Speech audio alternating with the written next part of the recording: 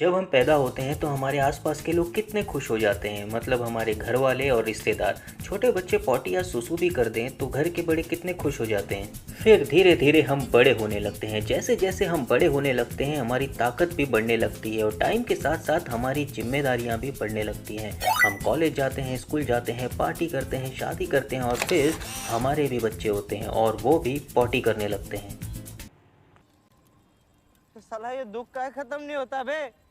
अब वो भी हमें उतने ही क्यूट लगते हैं जितना हम पॉटी या सुसु करते वक्त अपने माँ बाप को लगते थे। नो, नहीं, कह दो कि ये झूठ है। टाइम रुकता नहीं और फिर हम बूढ़े होने लगते हैं।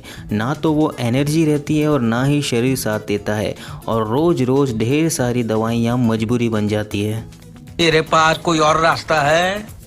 उस वक्त सबके मन में कभी ना कभी ये ख्याल आता है कि काश हम हमेशा जवान ही रहते और कभी बूढ़े ही ना होते।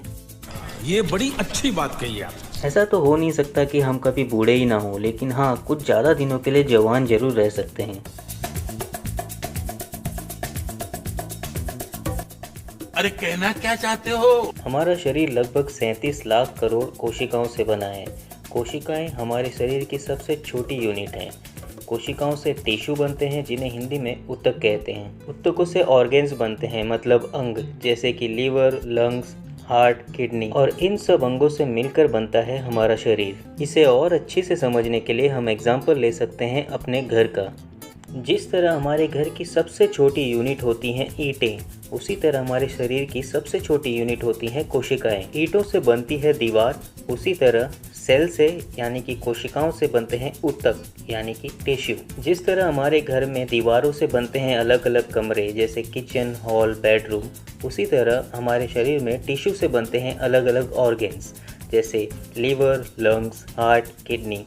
सारे कमरों से मिलकर बन जाता है घर, उसी तरह सारे ऑर्गेन से मिलकर बनता है हमारा शरीर।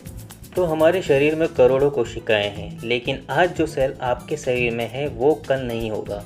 टाइम के साथ साथ कोशिकाएं पुरानी होने लगती हैं और डैमेज भी होती हैं। हमारी कोशिकाएं मरती भी हैं, लेकिन मरने से पहले ये अपनी कॉपी बनाते हैं। ये डिवाइड और मल्टीप्लाई भी होते हैं।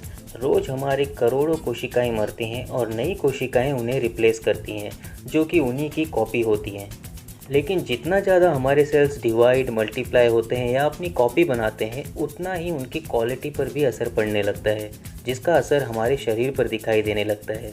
जैसे झुर्रियाँ, सफ़ेद बाल या बालों का झड़ना, घुटनों में दर्द, कम सुनाई देना और भी बहुत सारी चीज़ें। लेकिन हमारी कोशिकाओं की काम करने की क्षमता क्यों कम होने लगती है, या यूँ कहें कि हम बूढ़े क्यों होने लगते हैं, तो इसके दो कारण हो सकते हैं। दुनिया में हर चीज़ की एक्सपायरी डेट होती है। हमारे सेल्स भी जैसे जैसे पुराने होने लगते हैं उनकी कार्य क्षमता पर भी असर पड़ने लगता है, जो कि एक नेचुरल प्रोसेस है।